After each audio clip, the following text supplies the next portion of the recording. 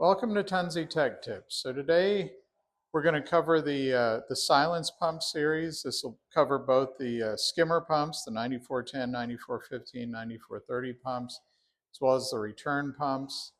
They're all mechanically very similar, but they have some differences from our other pump lines, differences in how you would maintain them and take care of them, and some important things to cover.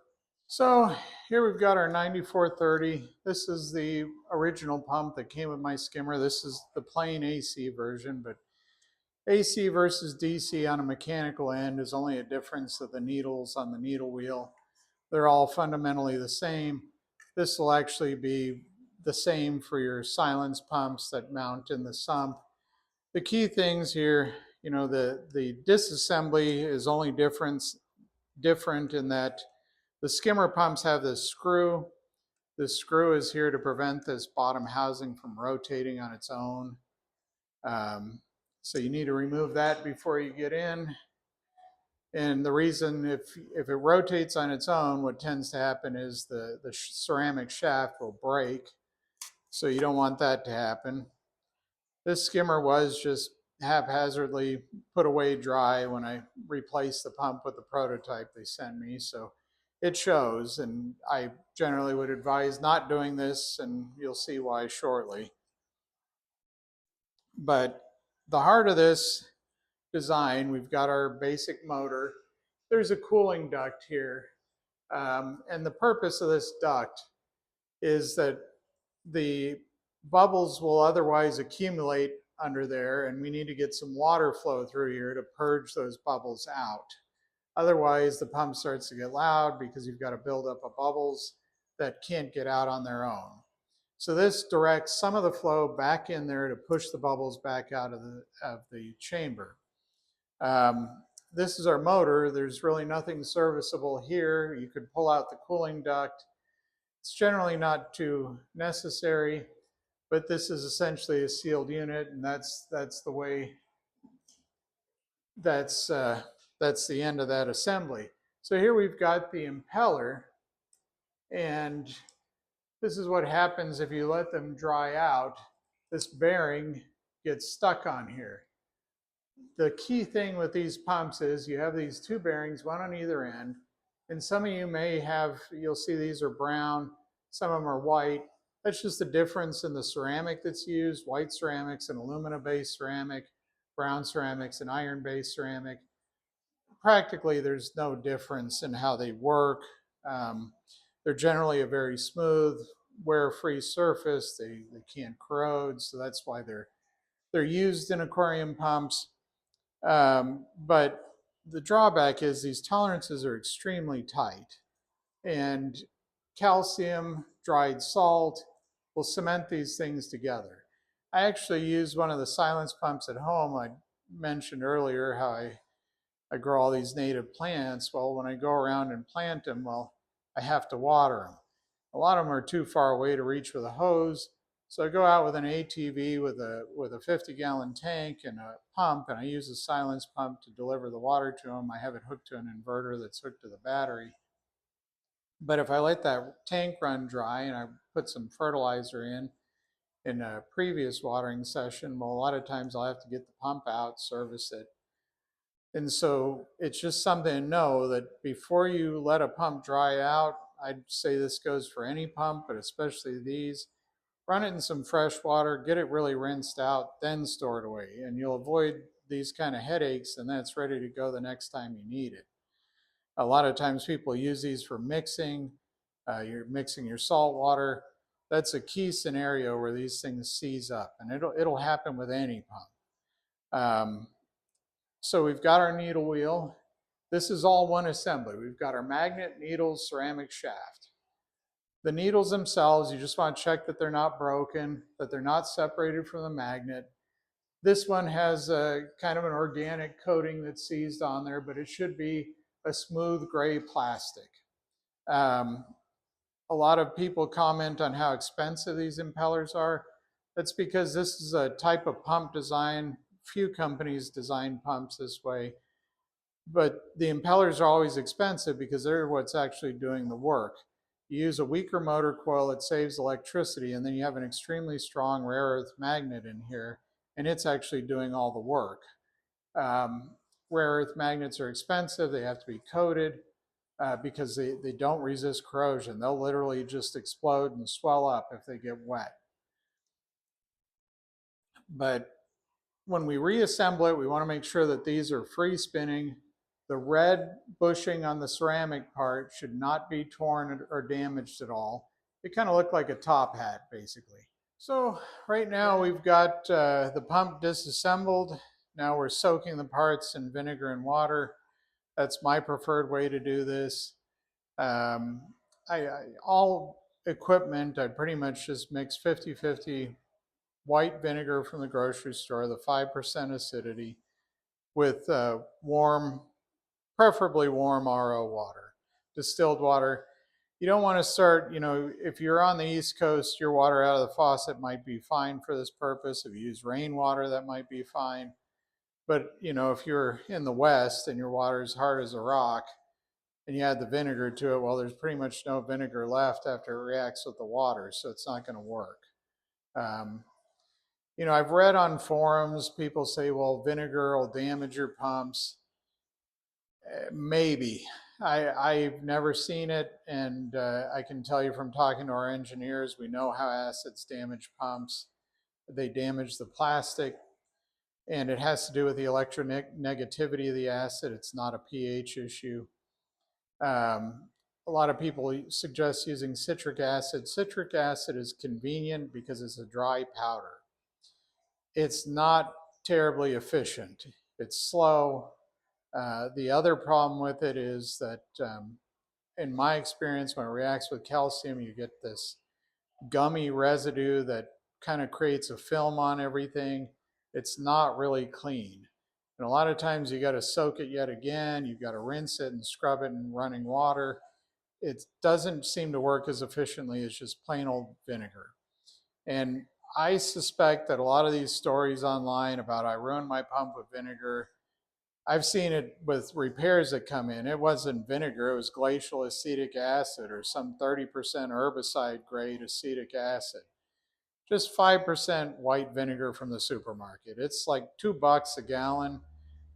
I mean, it doesn't get any cheaper to clean your stuff. You can leave the store and look like some kind of crazy maniac with 4 gallons of vinegar and just mix up a big trough and clean everything in your sump if you want to. But that's the way I do it. As far as the theory it could damage things, what happens is you have a strong acid, like say hydrochloric acid or muriatic acid, same thing, or sulfuric acid. That's a very electronegative acid, and it forms hydrogen bonds with the plastic, and the plastic swells. It gains 10-20% of its original mass in new hydrogen bonds. So then it's all swollen and deformed, and nothing runs right. If the pump does work, well, now your tolerances are way off. It runs a lot hotter, calcium builds up faster, and now you're just in this vicious cycle. So something like vinegar is what I would use. Citric acid's fine. If you want to buy a commercial cleaner for pumps, I mean, they cost a lot, and it doesn't make a lot of sense when you can just do it so cheap and easy. Okay, so after about 30 minutes of soaking, we've got the pump considerably cleaner. A lot of the tube worms are off. That was just soaking about 30 minutes. Run over it with more or less a toothbrush. I used a bristle brush like this, just soft. It's a fairly firm nylon bristle brush. Now we've got our bushing that needs to go on the bottom. We got to get that in there. For that purpose, I like to use the butt of a file.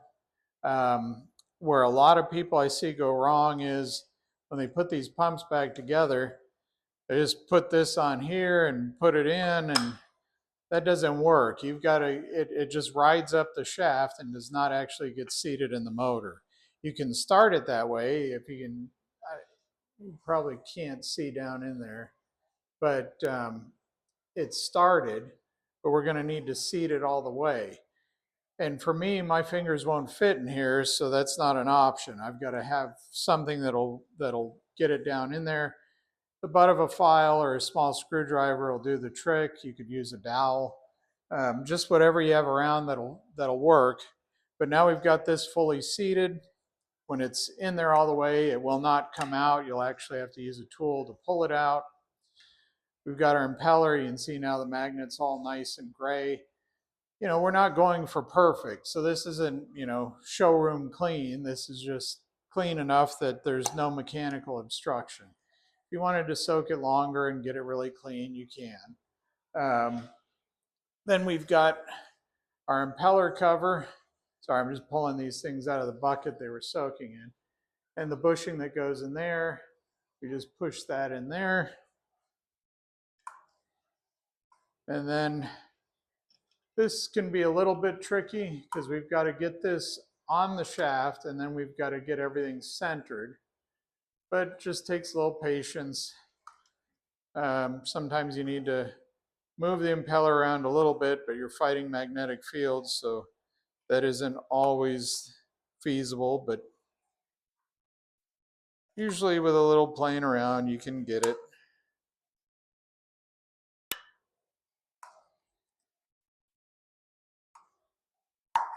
There we go. So now we've got just to twist this back into position, put our screw back, and now this pump's all ready to go. All of the skimmer pumps are functionally the same: 9410, 9415, 9430, AC or DC. All that changes is the needles on the needle wheel. Mechanically, they're the same. You've got different motors and different needles. That's all there is to a difference in those pumps. One thing I wanted to point out, if you have a pump that the impeller seized, basically that ceramic shaft seized to the bottom bushing and it did a lot of damage. What will tend to happen is the bushing will spin in there and it'll melt the plastic and you won't be able to insert a new bushing. If you buy a replacement impeller, it comes with this, you can see it in there, that white piece. So that is a oversized repair bushing. In a case where that's happened, you replace the bottom red bushing with this white bushing. It has a larger diameter, it seats in there differently, and it's basically a repair bushing to repair a pump that's happened to.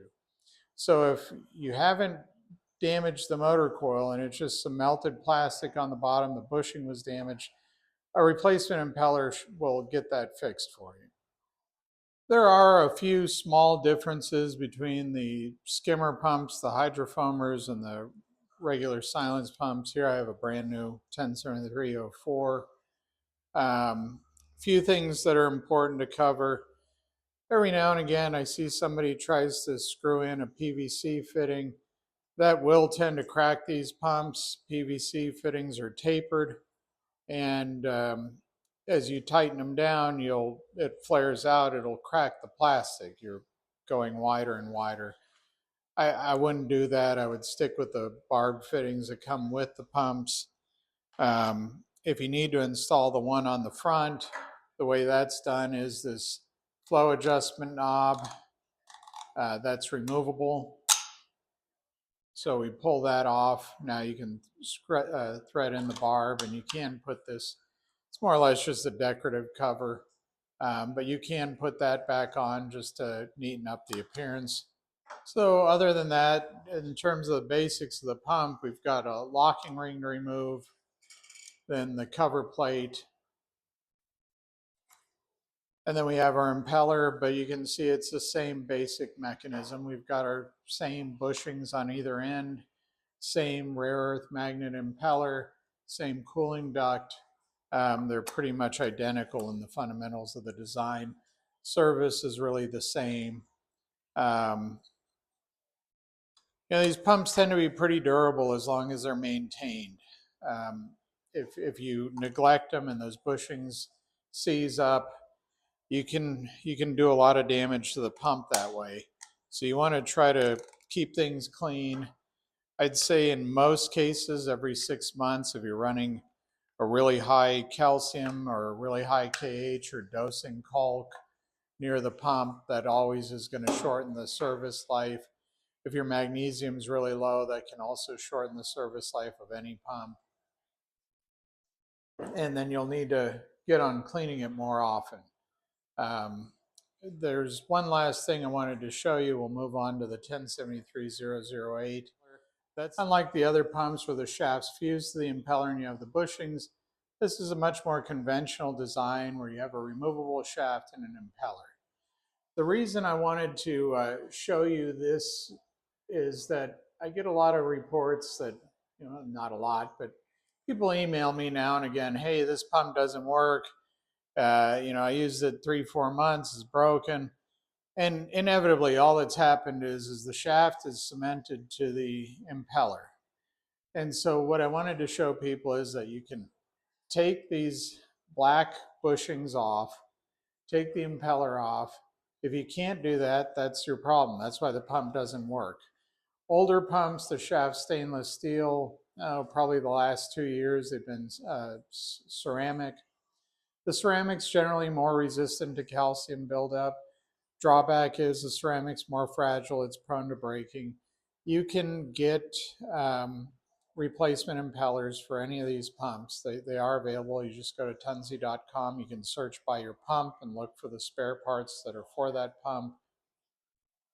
But usually on this pump, if all you do is take one of the black bushings off and get the impeller off the shaft and get everything clean with some vinegar, it'll run again. I've almost never seen the pumps fail. Well, that concludes this episode of Tunze Tech Tips. And I appreciate those of you that have followed my channel. And I hope to keep adding to the content, hopefully at a faster pace now. I want to redo the 9004 video and try to actually show how to solve bubble issues in the tank now that that's here. But we'll move on and do a few products that we haven't covered yet and try to keep going with getting the knowledge out there so people can look up repairs on their own and learn how to take care of this equipment. And a lot of this goes for pretty much any piece of aquarium equipment, just the basics of maintaining it. Thank you again. Have a good day.